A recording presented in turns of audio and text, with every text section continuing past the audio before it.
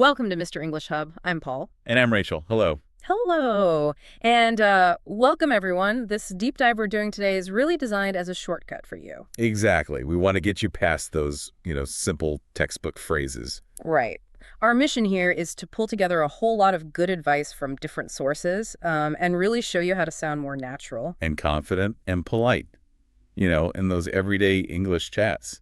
We've looked at the basic building blocks, stuff like greetings, knowing when to be formal or informal. And mastering politeness, like going beyond just thank you, and also handling things like, shopping or ordering food. Yeah. This is all about unlocking those little aha moments. It's bridging that gap between just knowing English words and actually, speaking English naturally, feeling comfortable doing it. Couldn't agree more. Okay, so let's unpack this, starting right at the beginning. That first impression, how we say hello, how we introduce ourselves. It really all depends on the context, doesn't it? It absolutely does. And the sources are pretty clear on this. Hi, that's great for friends, very informal. Okay. Hello is, well, it's kind of your all-rounder. It's neutral, safe for almost any situation. Right. And then you've got the ones based on the time of day. Yeah. Good morning, that's obviously before noon. Good afternoon runs from about midday till, say, 6 p.m. Roughly, yeah. And good evening is what you use when you arrive somewhere at night. And this brings us to a really common mistake. One you pointed out is crucial. Oh, absolutely. This is probably the biggest giveaway for learners. Good night. You have to remember, good night is only for saying goodbye. Only when leaving. Exactly. Leaving a party, going to bed. If you walk into a dinner or an event at 8 p.m., you must say good evening. If you say good night when you arrive, it instantly flags you as still learning these nuances. That one little detail makes such a difference. Okay, so greetings done. Then we introduce ourselves. Simple things like, my name is Paul, or, I work in marketing. Yeah, and the statement itself is simple, but the key politeness thing here is actually in the response. How so? Well, if someone asks you, say, how are you? Or how was your weekend? You absolutely have to ask back. Right. If you just say, I'm fine, thank you, and stop, Yeah. the conversation just dies. You need that. And you. Or how about yours? It shows you're interested back. It's fundamental in English. And formality, we have to touch on that. Job interviews, talking to your boss, you need to be formal. Definitely. Use titles, Mr., Ms., Doctor, Professor, whatever's appropriate. And use those slightly more formal phrases like, it's a pleasure to meet you, Miss Johnson. Which is totally different from the casual stuff. Oh, completely. Like the sources mentioned, what's up? How's it going, Mike? Mm-hmm. Even super casual stuff like, sup, dude? Yeah. You got to know your audience. Pub chat is not boardroom chat. Exactly. Okay, this next bit I find really interesting because it's beyond just please and thank you. What do you say after someone thanks you? Especially to sound, natural or professional. This is where it gets practical, right? The sources we looked at had something like 14 different ways to say you're welcome. 14. Wow, okay. And the trick is knowing which one fits which situation. It's all about context. Okay, so let's break that down. What about for just like casual, minor help? Someone holds a door, that kind of thing. Right. Minimal effort, so you minimize the thanks response. You use things like no problem, no worries, anytime, maybe sure thing, or even you got it. These basically signal, hey, it was nothing, don't mention it. Best for friends or very informal situations. And what about in the office? Replying to a manager or maybe a client? Yeah. You want to sound professional but also willing. My pleasure is quite polished, very office friendly. Okay. Happy to help. Sounds a bit more collaborative, maybe more informal, but still positive. And if it was something expected, part of your job. Right. You could use certainly. Or, of course. Yeah. It subtly suggests that helping was just part of the deal, so thanks aren't even strictly needed. Now, the sources also mentioned some phrases that focus on reciprocity, like just returning the favor. Does that sound a bit transactional sometimes? That's a really good point. You wouldn't say just returning the favor if someone just, passed you the salt. Right, okay. It's for more significant things. Yeah. A colleague helped you meet a deadline, maybe covered for you, then it works well. It builds that sense of mutual support among coworkers. So use it wisely. Exactly. It's about teamwork, not keeping score. Used right, it's actually a great networking tool. Okay, moving on from thanks. What about getting attention or apologizing? We lean heavily on excuse me and sorry. We do. Okay. Excuse me is your multi-tool for polite interruption. Okay. Getting a waiter's attention, asking someone for directions, needing to squeeze past someone on the train. That's, okay, excuse me. Then sorry. Sorry, or the slightly more formal, I'm sorry. is for when you've made a mistake, big or small. You bumped into someone, you misspoke, you forgot something. It shows you acknowledge the error and hopefully care. Now, for advanced politeness, the sources talked about using tentative language. Can you explain that? It sounds like a way to soften things. It is. Tentative language is basically the art of being indirect, which is like super important for politeness in English. Right. It softens your message, makes it less direct, less likely to cause offense, even if you're actually pretty sure you're right. So instead of saying you're wrong about the deadline. Exactly. You'd cushion it. You'd say something like, it seems there might have been some confusion about the deadline, or I'm not sure that's quite right. Maybe we should double check. So it shifts the focus away from blaming the person. Precisely. Or if you have to disagree or reject an idea, you might say, maybe we could consider some other options. Or, well, I'm not sure I'm the best person to help with that right now. It smooths the edges, avoids conflict. It's a real sign of sophisticated communication in English. Okay, so you've handled the greetings, maybe use some tentative language. Now, how do you keep that friendly chat going? Small talk. Small talk. It's basically a polite conversation about things that aren't super important. Ordinary stuff. Like a bridge. Exactly. It's a social bridge. Builds a connection before you dive into serious business. Or sometimes it's just about passing time pleasantly with someone, like waiting in line. So what are the safest go-to topics, the absolute easiest ones? Well, the number one safest bet is always the immediate environment or situation you both share. Okay. Top of the list, the weather. Nice weather today, isn't it? You almost can't go wrong. The classic. The classic. Or commenting on the situation like, wow, this coffee smells amazing. Or this line is moving slowly today, huh? It's low risk because you're sharing the same experience. What about asking personal questions? Where's the line? Keep it light. Keep it positive. Focus on recent, generally happy things. Like? How was your weekend? That's a standard Monday morning question. Or, got any fun plans for the summer? Or, what do you like doing after work? You're inviting a short, pleasant answer, not a deep dive into their life story. And crucially, what should learners absolutely not bring up in small talk?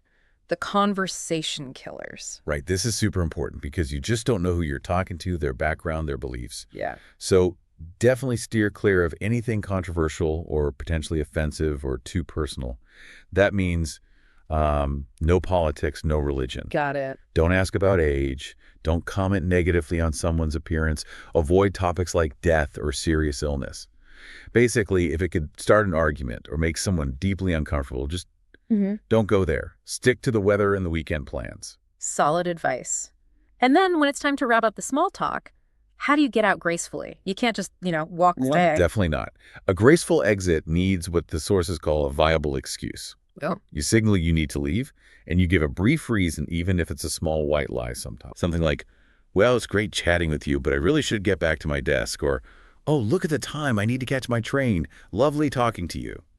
It's polite, it's clear, and it respects their time, too. Okay, so we've covered connecting with people. Now let's switch gears a bit and talk about transactions, those daily chats you need just to get things done, like eating out or finding your way around.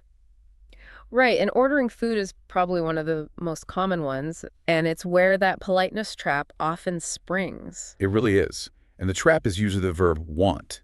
Ah, yes. In English, just saying I want the steak can sound quite blunt, even rude, depending on the tone. So what's the fix?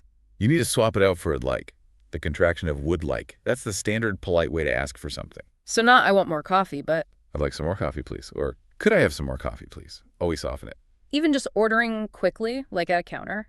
Yeah, even then. Instead of pointing and saying coffee, say, can I get a coffee, please? Yeah. Or I'll have the latte, thanks. And same when you're finished asking for the bill. Needs that politeness layer too.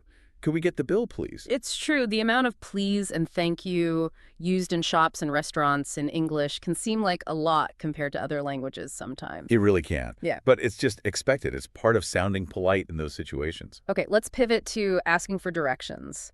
Getting lost is stressful, so having the right polite phrases is key. Absolutely. And you always start with that polite interruption we talked about. Excuse me. Right. Excuse me, where's the nearest bank? Or, excuse me, could you tell me how to get to the train station?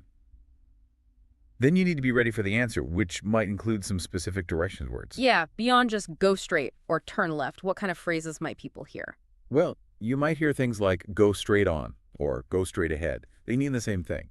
You might hear turn left at the crossroads or take the second right. In places like the UK, you'll definitely hear about roundabouts. Take the third exit at the roundabout. Ah, good one. Or maybe directions involving landmarks. Go past the supermarket and it's on your left. Understanding things like traffic lights, pedestrian crossing helps too. And if you're unsure about distance, Just ask. just ask simply, is it far from here or is it nearby? Keep it clear and easy. Okay, so tying this all together, it's about using English dynamically, right? To connect with people, get things done, and that includes expressing how you feel, what you like, what you don't like, but doing it appropriately. Exactly right. And we can start with the really basic, immediate needs. I'm hungry, I'm thirsty, I'm tired, I feel sick, I'm cold, I'm hot. Just simple I am or I feel statements. Crucial for getting help when you need it. Okay, and now for the more nuanced stuff, the spectrum of likes and dislikes. How do you express strong positive feelings, more than just, I like it? Yeah, you want stronger vocabulary. Things like, I really love Thai food, or I'm a huge fan of science fiction movies. Okay. Or you can specify, my absolute favorite type of music is jazz. Using words like really, huge, absolute favorite adds that intensity. And what about the other end? Or maybe not even the end, but just feeling neutral, that meh feeling. How do you say that naturally? Oh, the neutral response is important too. For something mildly positive, you might say, I quite like reading. Or perhaps, yeah, the movie was all right, or it wasn't bad. Okay, sort of lukewarm. Exactly. And for complete indifference, you really don't care either way. You can say, I don't mind doing chores, which means it's okay, you'll do them. Or the very informal but very common, I could take it or leave it. Ah, take it or leave it. Good one. Yeah, perfectly captures that lack of strong feeling. Or sometimes just the sound, with a shoulder shrug. Yes. And for strong dislikes, how do you express that without sounding maybe overly aggressive? Well, you still need strong words. I can't stand loud noises. Or I absolutely hate being late. Well, the very common informal one is using drives me crazy or drives me mad. Like the way he constantly taps his pen drives me crazy. It expresses strong annoyance. And we have to mention, as the sources did, that the words are only ever part of the picture. Your tone, your face, your body language. Oh, completely. They're arguably more important sometimes. Your tone of voice can completely change the meaning of a phrase. Right. Saying, that's interesting, with a flat tone probably means you think it's boring. Saying, that's interesting, with raised eyebrows means you're genuinely intrigued or surprised. Yeah. A smile softens a request. A furrowed brow shows confusion or concern. Mastering conversational English means making sure your nonverbal signals match the words you're using, especially all that polite, tentative language we talked about. It all works together. So we've covered a lot of ground today. We've kind of navigated the whole social map of everyday English, really, from that first hello to politely asking for what you need. Yeah, and if you take away just a few things, remember those soft skills, using I'd like instead of I want. Making sure you know when to be formal versus informal. And please, please avoid using good night when you arrive somewhere late. Those small shifts make a huge difference in sounding natural and polite. Absolutely. And that brings us to our final thought for you, something to take away and practice. Right. So we talk a lot about how politeness in English often involves being indirect, using that tentative language, softening things. Think about your own native language for a second. Think about a common request or maybe a direct statement you use often. It might be something quite direct, like, I need that report now, or give me the menu. So the question for you is this. What is the most direct statement you use daily that you are now going to try replacing with a more polite, more tentative English phrase? Maybe using something like, I was wondering if, or would it be possible to, or I was hoping. Think about which phrase you'll choose, and importantly, why that softer approach feels more appropriate for English. Keep that specific example in mind as you practice this week. Great thought to end on. Thank you so much for joining us for this deep dive today. My pleasure. We look forward to the next one.